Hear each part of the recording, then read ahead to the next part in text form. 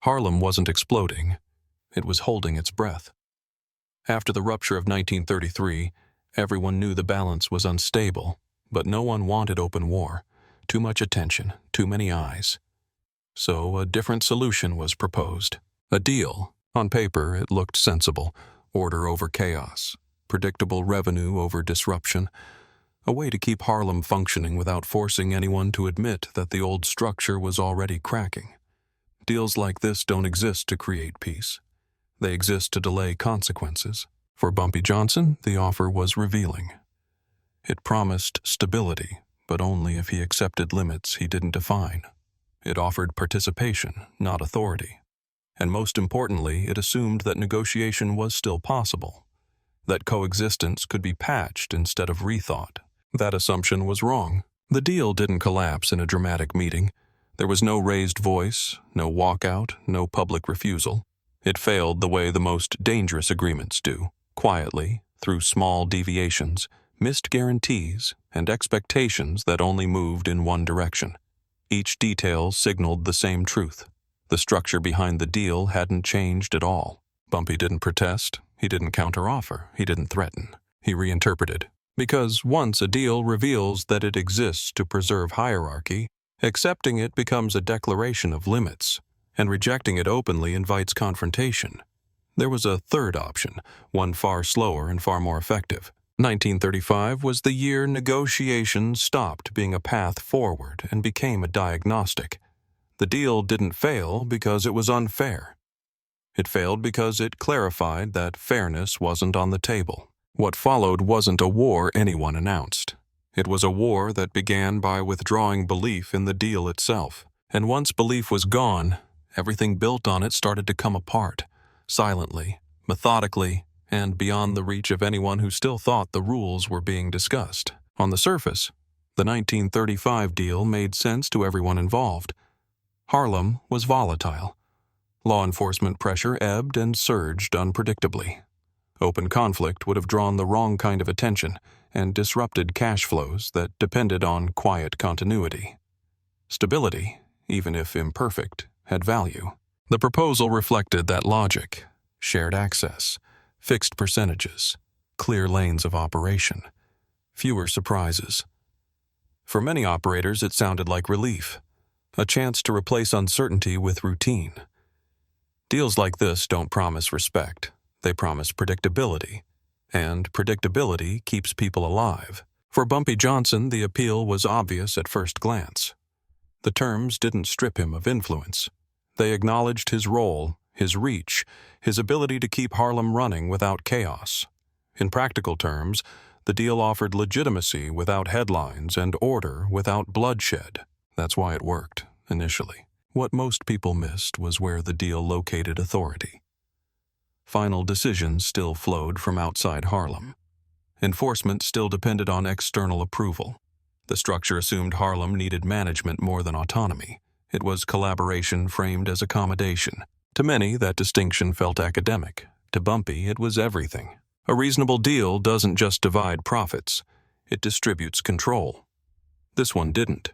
It preserved an old hierarchy while offering a new vocabulary to describe it. Stability was conditional. Participation was revocable. The deal solved short-term friction while locking in long-term dependence, and that's why it felt safe to others and dangerous to him. Bumpy read the offer the way he read people, not by what it promised, but by what it assumed. It assumed Harlem would always trade sovereignty for calm. It assumed any future dispute would be resolved by reverting to the same gatekeepers. It assumed negotiation would remain the highest form of leverage available. Those assumptions made the deal attractive to everyone who wanted time. They made it unacceptable to someone thinking in trajectories. So while others saw a truce, Bumpy saw a test, not of loyalty, but of limits. The deal asked one quiet question: how much control are you willing to surrender to avoid conflict? Answering yes would have fixed his ceiling permanently. That's why the deal looked reasonable, and why it could never last. Because reasonable agreements fail when they mistake calm for consent and stability for alignment. The structure behind the deal hadn't changed, and Bumpy knew structures don't soften with time. they entrench. The deal offered peace today. It demanded dependence tomorrow. And once that trade-off became clear, the outcome was already decided, even if no one else in the room realized it yet. The language of the deal was calm, neutral, almost technical. That was intentional. It avoided ultimatums and leaned on phrases like coordination, stability, and shared interest. But beneath that surface, the demand was precise and permanent. The deal didn't ask Bumpy Johnson to give up territory. It didn't ask him to step aside. It asked him to cap himself. The structure fixed his upside: a steady share, a defined role, predictable boundaries. In exchange, decision-making remained external. Timing, exceptions, and enforcement all flowed from the same places they always had. Harlem could operate, but only within lanes someone else controlled. That's not compromise, that's containment. Agreements like this are designed to feel generous because they remove immediate risk. They turn volatility into routine and conflict into paperwork. But they also do something else. They convert ambition into maintenance. Once accepted, the deal becomes the ceiling. Any attempt to move beyond it is framed as betrayal rather than growth. Bumpy saw the trap clearly. Accepting meant agreeing that Harlem's future would be negotiated piecemeal, never decided outright. It meant accepting that respect would be provisional and revocable. Most of all, it meant agreeing that when friction returned, and it always does, the same gatekeepers would arbitrate it. The deal also demanded belief. Belief that the terms would be honored evenly. Belief that exceptions wouldn't accumulate. Belief that delays would be temporary. These aren't legal requirements. They're psychological ones. Once you believe, you comply without needing reminders. And once you comply, enforcement becomes unnecessary. That's why the most dangerous part wasn't written anywhere. The deal required Bumpy to internalize a role that limited him, to police himself so others wouldn't have to trade leverage for calm. From the outside, it looked like maturity. From the inside, it looked like surrender with better lighting. He understood that deals preserving hierarchy don't break loudly. They erode quietly. Small deviations, deferred guarantees. Just this once, exceptions that never reverse. Each one tightens the structure while leaving deniability intact. So when people later asked why the deal failed, they missed the point. It didn't fail because it was violated. It failed because it revealed its purpose. It showed that the future being offered wasn't partnership. It was management. And once that became clear, the decision wasn't about accepting or rejecting the deal. It was about whether negotiation itself could still be the path forward. For Bumpy, the answer was already forming. If the deal demanded a smaller future, the response wouldn't be refusal. It would be redirection. The deal didn't collapse in a dramatic confrontation. There was no slammed door, no raised voice, no public refusal to point back to later.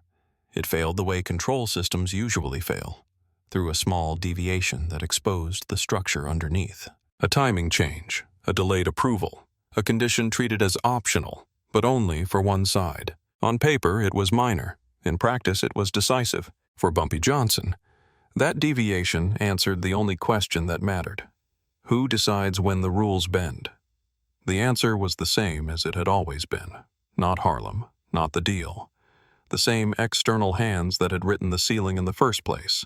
That's when the agreement stopped being a framework and became a signal. These moments are easy to miss because they're designed to look reasonable. Delays can be explained. Exceptions can be framed as temporary. Ambiguity can be sold as flexibility.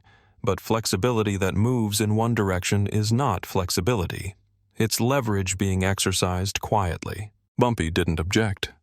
Objections invite explanations, and explanations invite concessions that never fully restore balance. Instead, he watched how the deviation was handled, who apologized, who didn't, how quickly the correction came, or didn't. The absence of urgency told him everything. The deal wasn't meant to evolve. It was meant to hold. Once that became clear, the agreement had already failed, even if everyone else still believed it was intact. Because a deal that can't correct its own imbalance isn't a deal. It's a pause button pressed by the side that benefits from time. What followed was not anger. It was clarity. The moment removed any remaining belief that negotiation would ever redistribute authority rather than manage it. From then on, every clause looked different. Every promise read as conditional. Every assurance sounded like delay. And that's the real break. Deals don't fail when they're broken. They fail when one side stops believing they can ever be fairly enforced. So Bumpy did nothing. No protest, no counter, no ultimatum. To observers, it looked like patience. To those who understood him, it was something else. Withdrawal of faith. That withdrawal is irreversible. Once belief is gone, compliance becomes performance, and performance eventually stops. The deal could continue on paper, but it no longer governed decisions. It had become a reference, not a rule. That's how the quiet war began. Not with a rejection, but with a shift in orientation. The agreement was still there, but it no longer defined the future. And when a deal stops defining the future, its failure is only a matter of time. Once the deal revealed its limits, the obvious response would have been confrontation. Public refusal. A counter-demand. A show of force to rebalance the table. Bumpy Johnson chose none of those, because fighting inside a structure you don't control only reinforces it. Instead, he redirected. Redirection isn't retreat. It's a refusal to keep solving problems in the arena your opponent designed. Bumpy understood that as long as energy was spent arguing terms, the deal remained the center of gravity, so he stopped treating it as such. He didn't tear it up, he didn't expose it, he simply began building roots that didn't need it. This is where the quiet war actually begins. He shifted focus from permissions to dependencies, from approvals to alternatives, from defending position to making himself harder to bypass. None of it required public moves. All of it required patience. The goal wasn't to defeat the deal directly, but to make it irrelevant. Small changes came first. Relationships that didn't run through the old channels.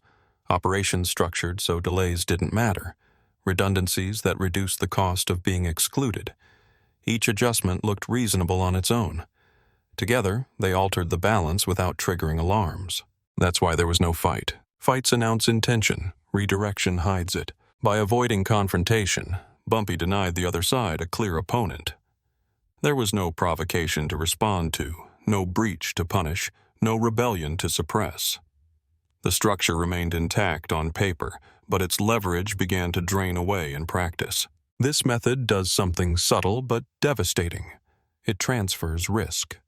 When a system depends on compliance to function, non-compliance that looks routine creates uncertainty. Uncertainty forces oversight. Oversight creates friction, and friction is where centralized control starts to fail. From the outside, nothing looked different. The deal still existed, meetings still happened, language stayed polite, but decisions were being made elsewhere, on timelines the agreement couldn't control. The deal stopped shaping outcomes and started chasing them. That's the moment redirection becomes irreversible. By the time anyone noticed, there was nothing left to confront. No single action to reverse. No clear line that had been crossed. Just a growing reality. The agreement no longer explained how things worked. Bumpy didn't win by fighting the deal. He won by outgrowing it. And once a system is outgrown, it can't pull you back without admitting it no longer holds power.